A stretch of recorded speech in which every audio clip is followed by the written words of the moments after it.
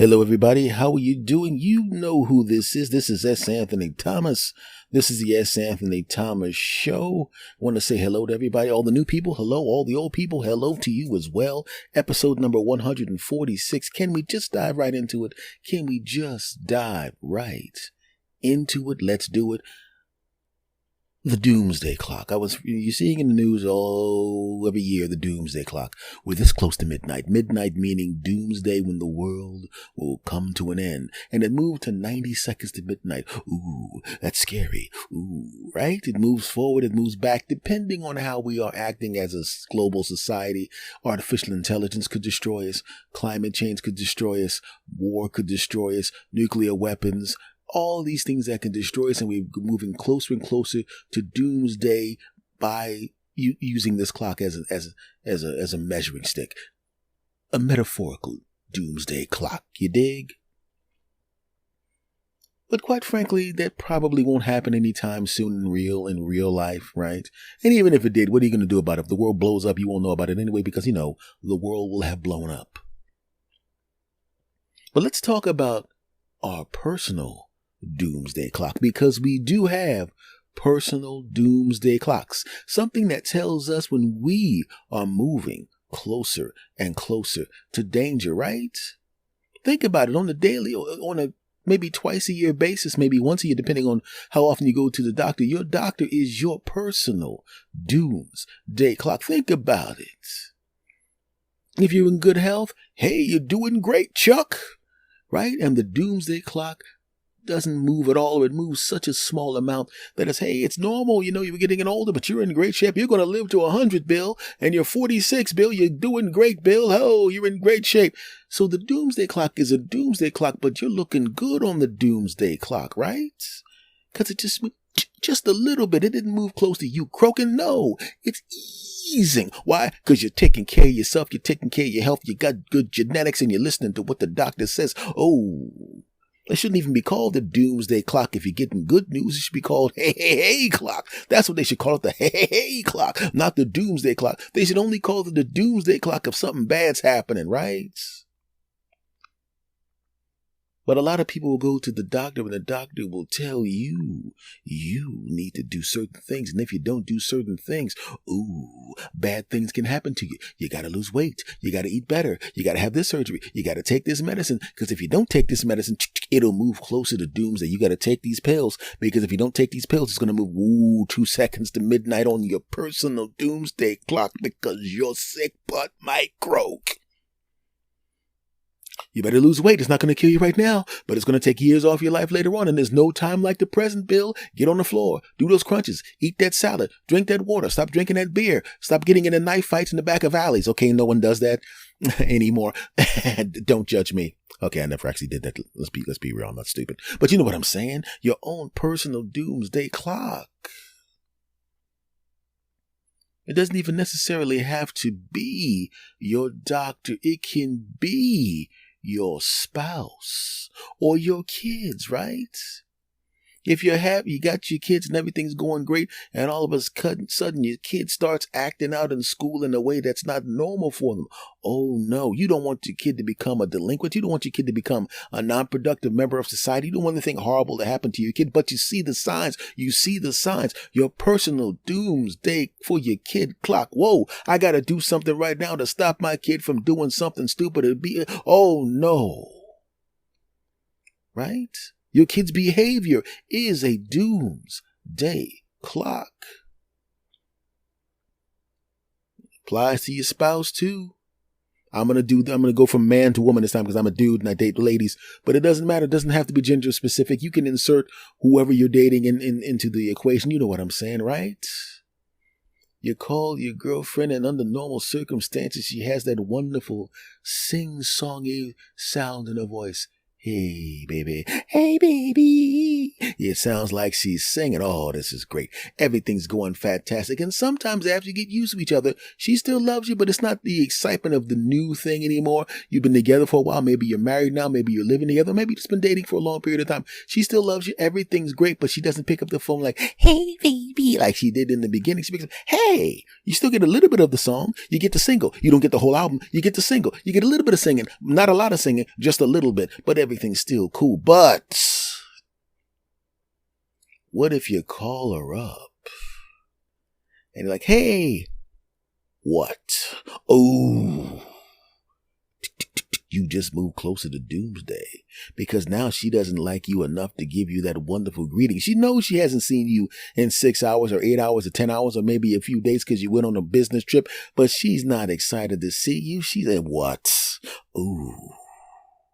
She's not ready to drop you yet. She's not going to divorce you. She's not thinking about divorcing you, but she's not as happy to be with you. And that can lead to anything, right? You never know. Maybe she has a work husband. Ooh, you don't want to be a work husband. I've been the work husband. I'm the work husband that doesn't get it on with your wife because I won't cross that line because I'm not a piece of crap. But there's other guys who are work husbands and they've been looking at your wife all day, right? Every time they see your wife, she's all dialed up and looking great for work and everything. She's getting some water from the water cooler and he's looking at her from the back and seeing something that he likes from the back. And he likes it from the back. He likes it from the front too, but he definitely likes it from the back. And he would like to see that vision, but without the clothes in the way. Ooh. She comes to work with a frown on her face because she's mad at you. Mad at you because you did something. Maybe you did something, maybe you didn't. But either way, she's mad. And he gets to see her. And then every time he sees her, he's got, oh, here's some donuts. He's got donuts for her. Here's some coffee. Thank you, Frank. Frank's bringing her donuts and coffee and listening to her complain about you. Right? She begins to come home and she's smiling when she comes home and you're thinking, oh man, whatever rough patch we went through, she is over with. She's smiling now. She comes in the house. You walk up to give her a kiss and you get a little bit of ear. You were throwing for mouth. You didn't even you went for the mouth. You didn't even get cheek. You got the back of her ear and she gives you a little pat on the head. Ooh.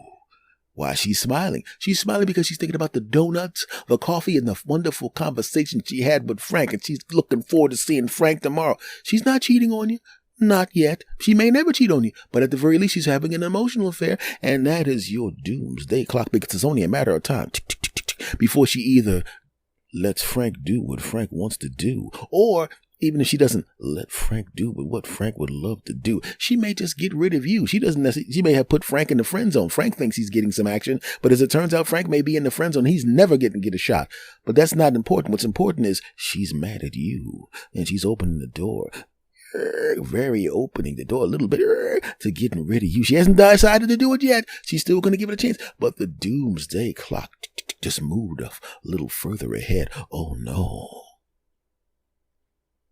You do some soul searching. You decide to find out why is she not connected with me anymore. Oh my goodness. You realize, when was the last time you told her butt looked great? When was the last time you hugged her and gave her a slobbed her down on the neck? Come here, girl. When's the last time you said some stuff in the ear that is not polite in public, but is perfect to be said in your wife's ear? Oh, yeah. When's the last time you did that, huh? When's the last time you brought her some flowers, huh? When's the last time you did all of those little things that you used to do back in the day, but you got too tired and too bored to do those things, and you stopped doing them? And all of a sudden, the little things that would be, you could leave a little note on the TV, and that brightened up her whole day. Now Frank's bringing donuts and coffee. Yeah, that's nice. Yeah, he wants a snack, all right. He wants a meal and that snack is your wife, punk. I said it. But you were wise. Look at the doomsday clock. Oh. You go and get some flowers. And you remember what her favorite flowers. When you realize you haven't gotten her favorite flowers in years, you get the flowers. Oh, yeah. You come home, you get some roses and you smack the roses on the table. You take the rose petals, you sprinkle them across the floor. You sprinkle them up into the bedroom. You got the kids over to the grandparents' house. You got the rose petals all over the floor. You got our favorite flowers in the vase. You got the hot oils and all that stuff to rub her buttocks, cheeks. You got all of that crap ready. You made her favorite meal and all. Okay, you didn't make her favorite meal. You went and bought it and put it in some plates. But she don't care as long as it's there, right? And she walks in. What's this? And then you say some really smooth line. I'm not going to use one of my smooth lines because I don't want y'all getting some action off my lines. I should get action off my lines, not y'all. Okay, how dare you try to trick me into giving you one of my smooth lines to get ladies to go, no, Jack, those lines are just for me. Those lines are too good and too dangerous in your hands. But he uses one of them lines, yeah, baby, and she goes, she laughs, right? And then he turns on the lights. Turns off the lights. Yeah, it's a candlelit thing there. They got the thing on, got the favorite flowers on the table. She can smell her favorite meal. She sees the rose petals on the floor. You apologize for not being what you should have been. And I'm not going to say what happens next, but what happens next is some dinner. And we go into the room with the oil and you rub it on her delicious buttocks cheeks and you do something nice. Maybe even do it twice, right? And then she goes to work and Frank's expecting her to complain about you, but you're not complaining about you. This time she's praising you. And Frank's like, oh, that's great. Because he realizes, he looked at his doomsday clock and bang, doomsday. You figured it out. You changed who you are. You become the man you used to be. And now Frank doesn't have a chance. And she's trying to figure out how all of a sudden Frank was her work husband. And now Frank's on the floor downstairs, the work husband and someone else. And he barely talks to her anymore because now he realized he doesn't have a chance. That's what you get, Frank Punk. We all have personal doomsday clocks, my friend. I, back in the day, was the doomsday clock for my friends, man. You know, I grew up hood adjacent, so I could smell trouble when it was coming. I could smell it. And I would try to tell my friends, you know, and these guys just didn't believe me. I'd walk into a bar, and if you grew up hood adjacent or in the hood, or you were around street dudes and I knew street dudes and I was around street dudes, I wasn't street dudes, but the street dudes knew me and I understood the street dudes and I knew how to stay out of trouble with the street dudes and street dudes respected me. If you were one of those dudes, you knew about what was going on. You can walk into a building and you could smell the problems and smell the trouble. And there were times I would walk into a place and I would look around and I knew the energy was wrong. And I could look around the building and I could see where the trouble was going to start. I could see the dudes in there casing the place, not to rob it, but deciding who was enough of a punk for me to try to test. Right? Who's soft in here? Right? And I knew it was coming. I could see guys bumping into other dudes just to see what the response would be. Right? And you'd have to have the right response. You can go, hey, you mother jugs and speeds, I'll go back. Oh, you on fight right there. You know, the best thing to do is, hey, well, we good? You cool? You all right, man? Right? And be careful, bro. You know, we don't want to bump. You know, you have to find the right way to answer it so they'll know you're not a punk, but they'll also know you're not soft. If they know you're not a punk and you're not soft, they will leave you alone. If they think you're soft, you're going to get worked over. If they think you're a tough guy, they're going to have to test you. You got to find the right way to handle it. And I always know the right way to handle it. And I could smell the trouble. Here comes the trouble. And I smelled the trouble and said, guys, we got to get out of here. I could smell the trouble. I was trying to be their doomsday clock. Come on, man. You being paranoid, man. I'm telling you right now, it ain't going to be long. Come on, man. Get out of here, man. And there'd always be a couple of friends that looked at me and they were like, oh, I think I'm going to go with S on this one. Come on, man. We'll meet y'all later. And then me and the other two people who weren't stupid would go over to the diner and chill. And we'd be sitting there drinking coffee. And the people at the diner knew us, so they loved us being there. Drinking coffee, eating. We were in our 20s and 20s at the time, teens and 20s at the time. So, of course, you can eat all night and nothing happens to you. Those were the days. I just looked at the donut and my ass got bigger. Yeah, that sucks. Back to the story, right? So we're sitting there and it's 12:35 when we get there, drinking the coffee, having conversations, looking at the clock. And about a half an hour later, they come walking in all frazzled. What the hell, man? You won't believe what happened? I said, really? I won't believe what happened? Let me guess. The guy in the black that was wearing the sunglasses and the guy that had the coat on that was too much and the guy that this, that, and the guy that was wearing this, they all got into a fight at the bar and it spilled over to everybody else and the police came. How'd you know? I just know. And you would figure when I did that a couple of times, that would be enough to make these chumps understand that I knew what I was talking about at the time, right? But no, it had to happen 4 or 5 more times before they realized they needed to, if I decided that I checked the temperature and the temperature was off, they needed to move their punk behinds out of there because I knew something was going to pop off. I was their doomsday clock. But unfortunately, I kind of nerded up around them and I started to lose some of my doomsday clock, some of my doomsday clock abilities, because a couple of times, maybe 2 or 3 times, I couldn't read the room because I was too busy being a dweeb like my friends. I love those people, but they're still nerds. And all of a sudden we're in the middle of some, altercations. I was like, I can't believe I didn't see that coming. Oh, and then you got to wind up punching your way out of a bar with dudes beating each other up, and you had to crack a person in the face just to get out of there because they won't let you out because they want to fight. Oh. But that's what it is, man. The world, society, we have a doomsday clock, and we need to pay attention to the doomsday clock. We got to make sure we take care of the planet. We got to make sure we take care of each other. We got to make sure we look out for everybody, Jack. Because if we do that, everything will be cool. Wouldn't it be kind of cool if the doomsday clock moved really, really far away from midnight? Wouldn't it be great if the doomsday clock went from 90 seconds to midnight to a quarter hour to midnight to a half an hour to midnight, right? To maybe even move the doomsday clock back to noon. Wouldn't that be great? Better yet, move it back to midnight the day before doomsday. Move it all the way back. Get to the point where we ain't got to worry about doomsday. That would be so cool. But since it's not something we can do globally overnight, it's kind of cool that we can, on a personal level, move our doomsday clock, right? Move it back, right? I'm trying to move my doomsday clock back, getting myself back in shape, hanging around good people, eating better foods, doing all good things.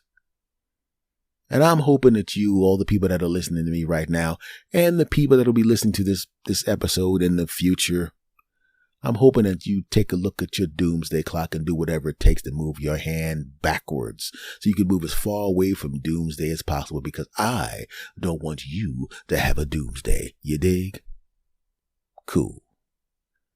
All right, folks, this has been episode number 146 of the S. Anthony Thomas Show. Thank you very much for coming back. This show is here every Tuesday and Thursday. So set your calendars, my friend. Tuesday and Thursday. Subscribe, my friends. Tuesday and Thursday. Tell a friend to tell a friend to tell a family to tell everybody. Tuesdays and Thursdays for the show, my friend. Rate and review the show, my friend. And I will see you again next time, okay? Much love to you, and take care.